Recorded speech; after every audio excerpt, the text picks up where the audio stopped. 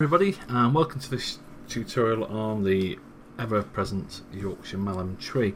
But what I'm going to do is look at a different photo, because this is a traditional view, and on this day the sky behind it wasn't the most inspiring, so I moved quite a way up to the left of the tree. I was over there on the original one, and I'm going to just have a quick edit of one of these as quick as I can, just to show you what you can do. So first off, let's get the white balance right. These rocks are grey, so what we can do is we can find a piece of grey limestone, click the white balance tool, which is the W key, and click on the grey, and that's warmed the thing up quite significantly. And the second thing is the sky is pretty bright compared to the foreground, so let's just darken that down a bit. There's already a bit of clarity on there from a previous session by the looks of it. Bit of contrast and clarity. Just take that down a little bit. Just taking the exposure down on the grad tool. Okay. So when you're finished, click done. Now if you want to do something to the foreground separately, maybe let's just try that. You can use a grad tool the other way around, look. So now the grad is affecting below and leaving the sky alone, so you drag from where you want the effect to end, well, to be fully effective, to where you want it not to affect it. So with the ground, maybe let's just brighten that up a little bit, maybe try and add a little bit of colour into it, but adding the saturation. Highlights will bring the bright bits up whilst leaving the dark bits where they were. Clarity, that will definitely help these stones. I think that's all I'll do there. Next I'm going to do a bit of a crop. I don't think this little bush here is really helping us, and I think the shot's on a bit of a slope. It was very windy that day, so getting anything straight or normal was very hard work. So what I'm going to do, I'm just going to go on the middle here and put the shift key down, and this keeps the aspect ratio, which means it's still going to be about 3:2. I'll do the same at the bottom here. I'm just going to crop until we have got rid of most of this tree over here. Let's try that, see what that looks like. Yeah, that's pretty cool.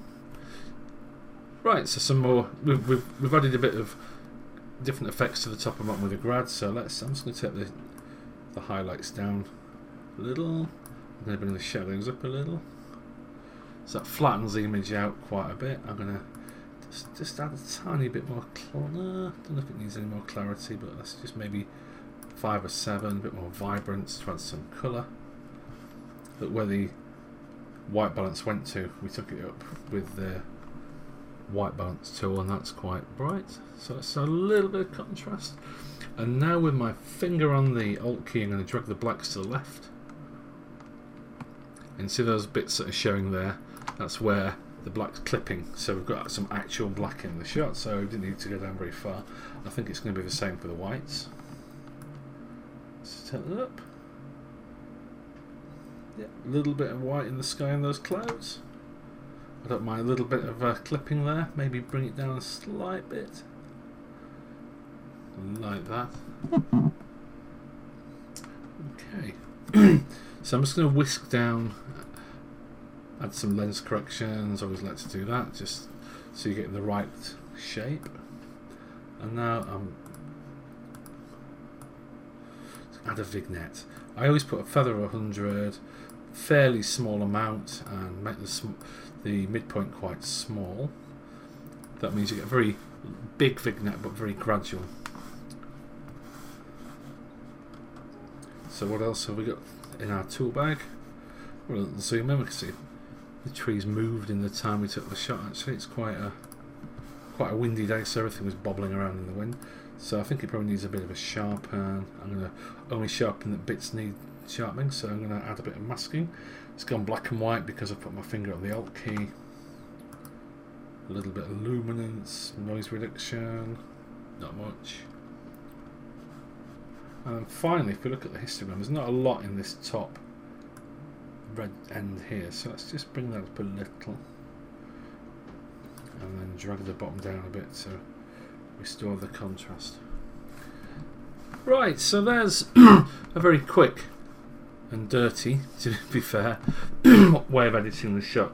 It looked something like this when we started, and it now looks something like that. And if you're not into that, you can go a bit dreamy and bring the clarity down, or you can add a little bit to it.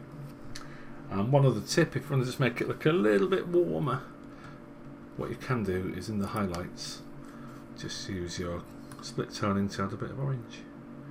You can add a bit of red if you want, but it goes a bit weird. But a tiny bit of orange just warms it up and gives it a summer feel. And conversely, if you add a bit of blue, you can give it a real wintry edge, so it feels very cold. But I think it looks cold enough as it is. So there you go, very quick, very dirty edit of that.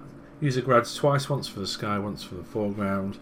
Have a little play with your exposure and sliders. I like low highlights, high shadows, blacks and whites, a bit of clarity and vibrance. Add a vignette.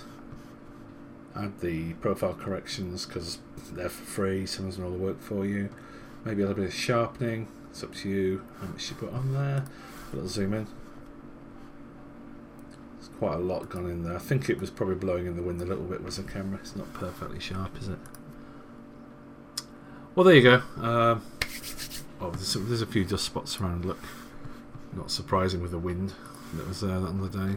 So what I'd do is just go around and clean those up. I think there's a few up in the corner as well. I'll have to clean the sensor, I think. Right, there we go. Anyway, thanks for watching.